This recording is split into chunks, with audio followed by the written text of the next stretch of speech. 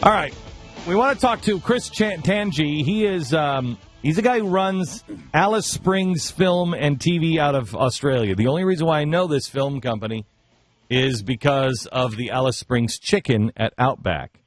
And that's all I know. And if that's what they do in Alice Springs, I am all for a film company about it. But that's just for us Australians that know Australia so very, very well. Mm-hmm. Chris is he runs this film unit in Australia, and he's the guy who captured, I don't know if you've seen it, a fire tornado. And it's an amazing piece of video of a tornado out of fire. I mean, it looks like, it looks like the Ten Commandments. Well, he received a phone call. And we're going to let him tell the rest of the story. Hi, Chris. How are you? G'day, Glenn. Good morning. It's 5 minutes into good morning here, so tomorrow. It's midnight there? Yeah, it's a Saturday morning here, 5 by 5 minutes. So I believe because it's still Friday at the beginning. I believe since it's still Friday here, we should all become Australian and take the rest of the day off. So, Chris, you captured. You must post me some of this chicken too. Yes, you captured this fire tornado. Tell me about the phone call that you got. Okay, yeah, I got. Well, it was actually an email. I got an email from the office of Al Gore wanting to use it in his presentations for the next 5 years, in his PowerPoint presentations, and I thought, well. I knew what he did, and I thought, well, that sounds a little interesting. I better have a look into a little bit more of this and research his activities in the past and what he would be likely to be using it for. So once I got through that process, I really just had to come to the conclusion that I had to say no because, this was nothing to do with global warming or climate change or climate disruption, whatever it's called these days, but it was a very localized event, a highly localized event that really had nothing to do with even weather, let alone climate change. Okay, so tell me what caused this. It's a firenado? That's what we call it here. What is it called? Well, yeah, they call it a firenado. I mean, the proper name apparently is fire whirl. I knew nothing about them, like you, until I saw this thing happening in front of me. I thought, what on earth is that? But, yeah, it's apparently called a fire whirl, and not many people have actually captured them, particularly up this close and for that long.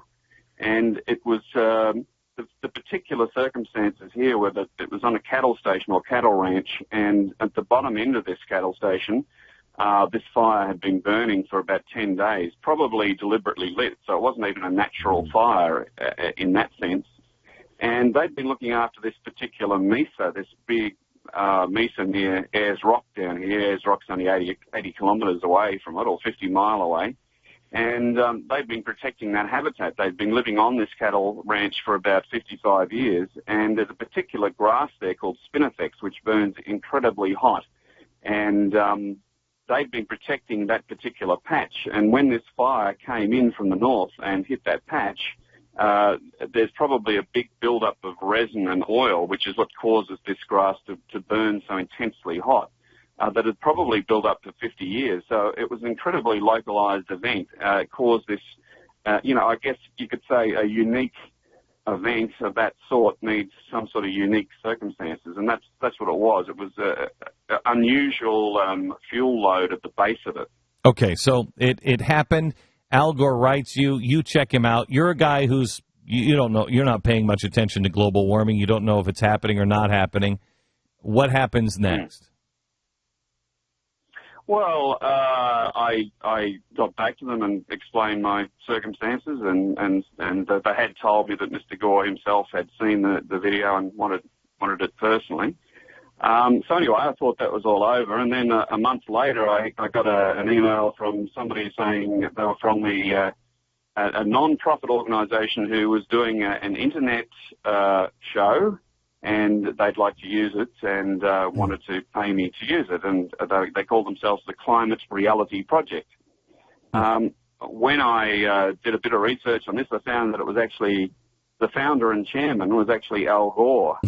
Then I did a little bit of research on the producer, and I actually got back to her and said, look, you know, I don't know what's wrong with the internal bits of Mr. Gore's organisation, but, you know, you're asking me again, and we actually had you know, quite a big concern about it before.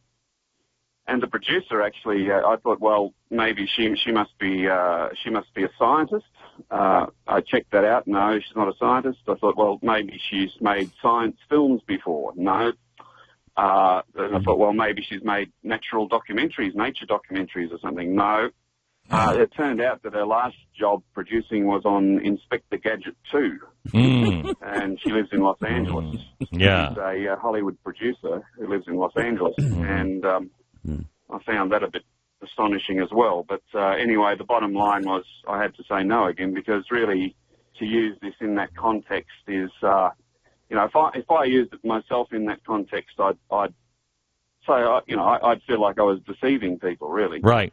Now, Chris, I don't know if you know about me at all here in the United States, but I do, Glenn. I used to watch you on television for many years. God bless you. Well, we get all that down here.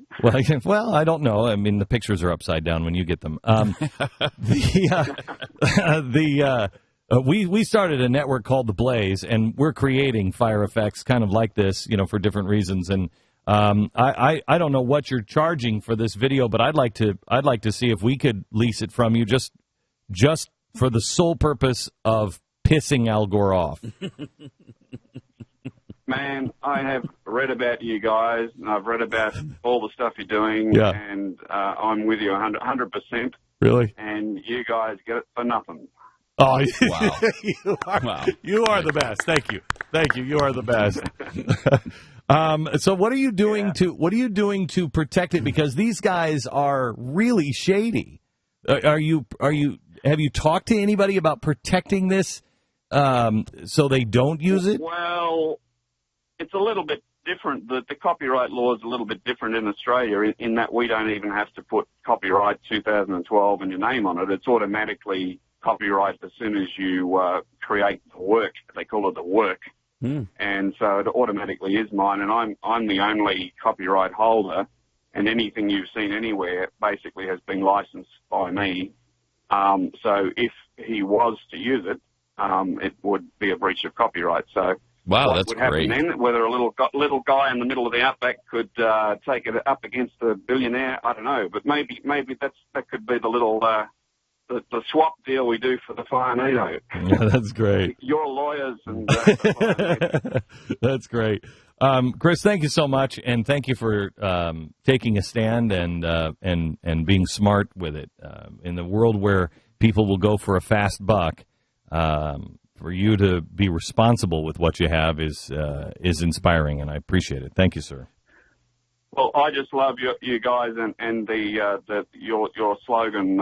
I can't recall it right at this moment, but I saw it yesterday, to do with truth. And truth lives here. That's exactly, and I think that's exactly what we need in this world. And we need to know what we're looking at, what we're listening to. You know, how do we know otherwise? And Chris, the video is actually part of a larger documentary, right? Isn't it part of a movie? No. No. I was actually location scouting a movie. But, okay, that's where I got that. That I was location scouting. So I don't know where it's going yet. So if people want to see it, where can they go? If they want to see the fire tornado, if they just search Fire Tornado Australia, there's one on Vimeo, there's one on YouTube, I think. Yeah. Great, thank you. We'll link to it on the Blaze. Thank you so much, Chris. God bless. Fantastic. Thank you, Glenn. You bet. Bye bye. I think we should. He's great. I think we should license that thing, and I we think so should too. put it on a commercial, and the commercial just should be, we really don't have use for this, but Al Gore wanted it really bad, and we have it, and Al, you can't have it. It's interesting to hear that, because Gore obviously doesn't care about the science involved. There is no science involved. It's not about global warming, but he would have made it about that. Oh, yeah. I mean, to think about what he would have said about this, It's so bad that the atmosphere is creating fire tornadoes. He would have done it. He would have done that. He would have done it. All right. But we know that now because of the call from the future. The call from the future. Chris Tangy. He called from the future this morning. That's right, he did. He called from tomorrow morning.